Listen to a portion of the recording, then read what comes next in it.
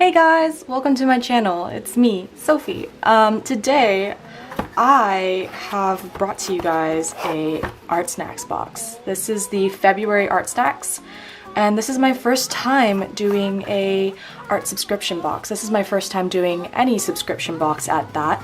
And honestly, I've always really wanted to do an ArtSnacks box, but I've always been really reluctant to. And I decided let's just get one, am I right? So I got one. Here it is. She's beautiful. She's ready to go.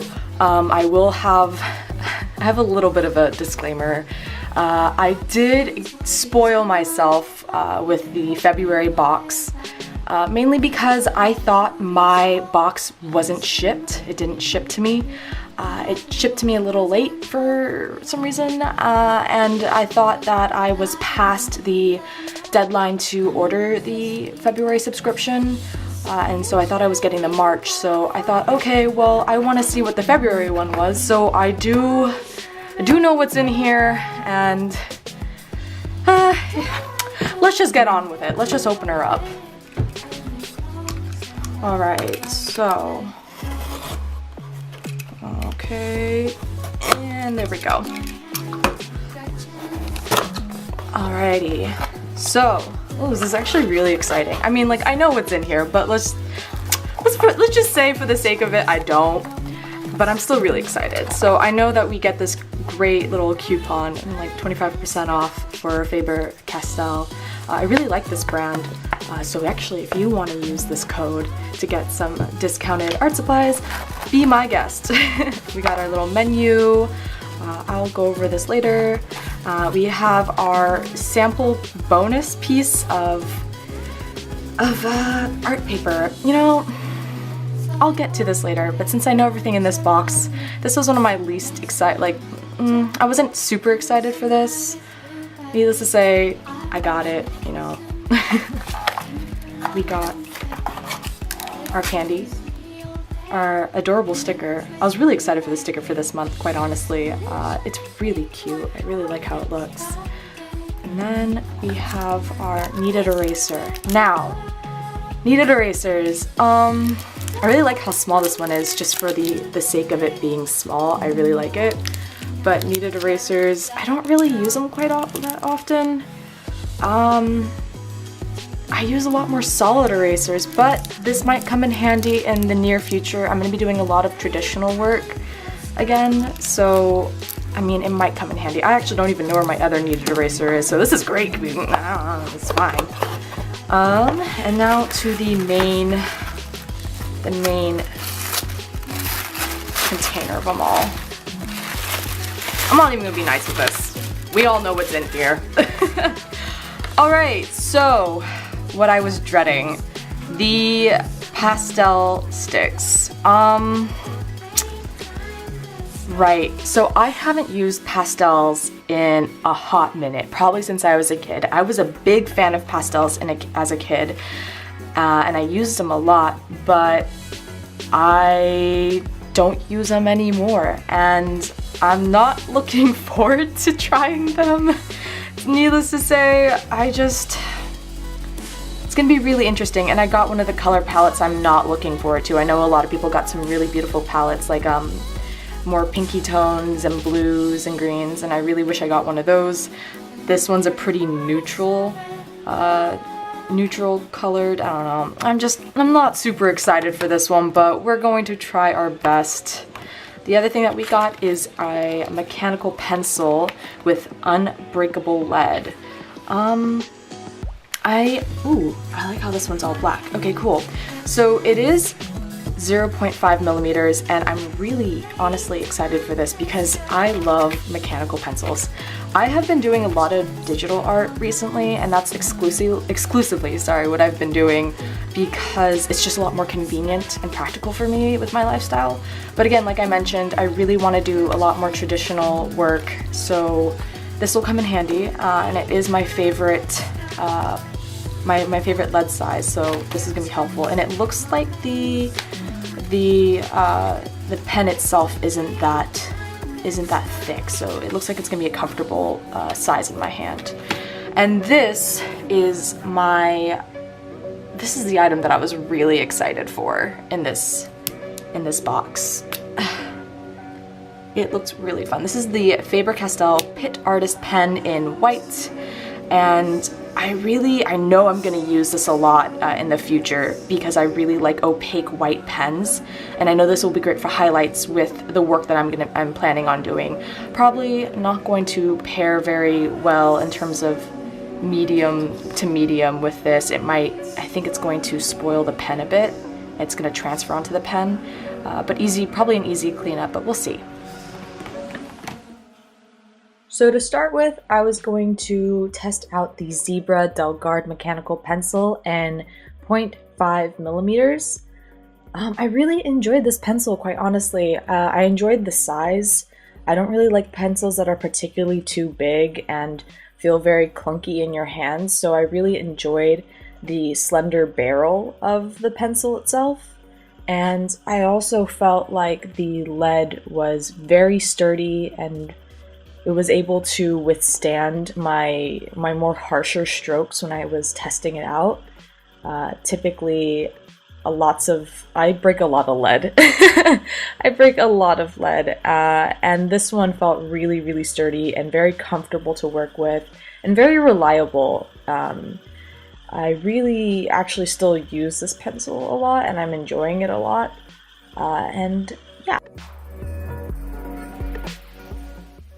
The next item is the Faber-Castell Kneaded Eraser, and I mean, there's not much I could say about this product just because we all know what a kneaded eraser is. We all use it. We've all bought one. It's all been on our art requirement list for material list for a class. We have like 2 or 3 of them that we throw into our art boxes and then kind of forget about, and then we bring it back and kind of play with during class and then forget about it again. Like, I'm sure I have multiple of these and I don't know where they are, but now I have a new one. Regardless though, I really do appreciate the size of this and I will still be using it in the future. The next items I'm going to be reviewing are the Rembrandt Soft Pastels in a set of 5. I got the Sepia tone pack and I was really, really, really nervous about these pastels, quite honestly. As you can see, I'm trying to figure out how precise they would be, and initially they were just too thick and I didn't like it, so I just scratched it out and I decided just to do little blob test piles. The colors are really beautiful, but definitely I really thought that the medium would be a lot softer. They're a lot firmer and more chalky. They are technically soft pastels, but what comes to mind for me when I hear soft pastels is that they're a little more creamier, maybe a little waxier. These ones were definitely a lot chalkier. Not to say that that's a bad thing, it was just, I just wasn't expecting that. I will say though, I was really reluctant into using these pastels just because it has been a really long time since I've used pastels, and it's just not my most favorite medium. I did really love them when I was younger, like I mentioned in the beginning, but it has been quite a while and it was just not the color palette I like to work with. But I was really pleasantly surprised while working with it and figuring it out how versatile they could be. I did notice that there was quite a bit of fallout and excess product that was left over, which you still can utilize. But it did make a very messy experience, especially on my little tiny swatch paper, and that was something I had to take note of while creating my final piece. And last but not least, we have the Faber-Castell White Pitt Artist Pen with a 1.5 millimeter bullet nib. This, like I mentioned before, was the product that I was super excited for because, again, I love opaque white pens. They are so much fun to use, especially if you're doing a lot of like ink work or you want to do a lot of layering and highlighting. They're just such fun pens to use. So I was really excited because, again, I love this brand and I wanted to try it out. I usually use white gel pens to get the effects I want for any like white highlights or focal points. And this one worked pretty well, but it wasn't as opaque as I'd like it to be. As you can see where I'm testing it, some of the pastel medium from behind kind of shows through unless I really layer the medium on top of itself once it dries.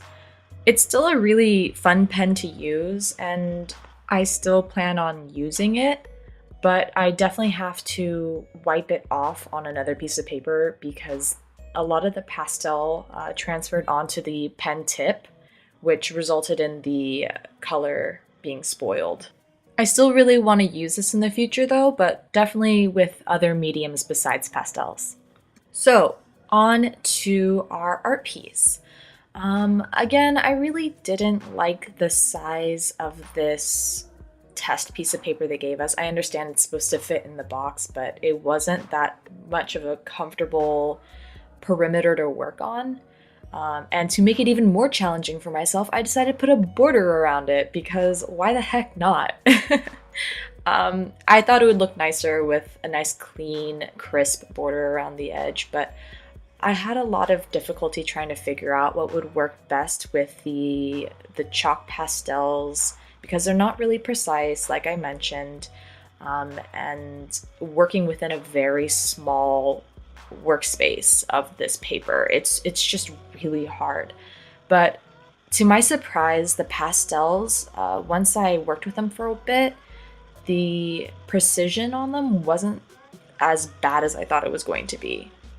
Regardless though, I thought that something that would work best with pastels because they're such soft mediums would be a soft image. So I decided to try and do a cloudscape. It's been a while. It really has been a while. I realized that as I was laying down the colors, how long it's been since I've really used pastels and how much time it took me to re-educate myself with the medium. But that's okay because a little bit of stress with learning a medium is part of learning a medium. So no big deal. We worked around it. I figured it out a bit. I really actually enjoyed how well it layered. I wasn't expecting, especially with how chalky and how much fallout there was, I wasn't expecting it to layer that well, and it actually surprised me. I think what actually helped me the most through this entire learning process was the firmness of the pastels.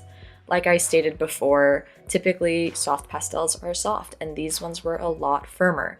But that resulted in me being able to do a lot more finer details. I was even able to graze the paper and layer it more efficiently. Basically, what I'm trying to say is that I was able to cross-hatch slightly and add hatching marks with this pastel. And typically, I can't do that with soft pastels. So that was a really cool experience I was not expecting whatsoever that I actually really enjoyed. As for the pencil, I didn't really utilize it as much as I thought I would. I used it for the initial sketch and then for some finer details along the edges of the clouds, but I didn't really like how it looked, so I just kept it to a minimum. And as I was expecting, the pastels bled onto the Pit Artist pen quite a bit. I did have to take it to the side and clean it off every now and then, but it still worked really well, I'm not gonna lie. I really enjoyed using it, and I will definitely enjoy using it in the future. And that's it, guys. This is my final piece. Thank you so much for watching my video. I really appreciate it. If you can leave a comment or like and subscribe. Oh my god, I can't believe I get to finally say that. That's so exciting. Let me know what you guys would like to see in the future, and I'll try to get around to recording it. And if you'd like to follow me on any of my social media, all of it is linked down below in the description box. I'd really appreciate it. Give me a follow, chat with me online. I really like talking with everybody. And yeah, thank you so much, you guys.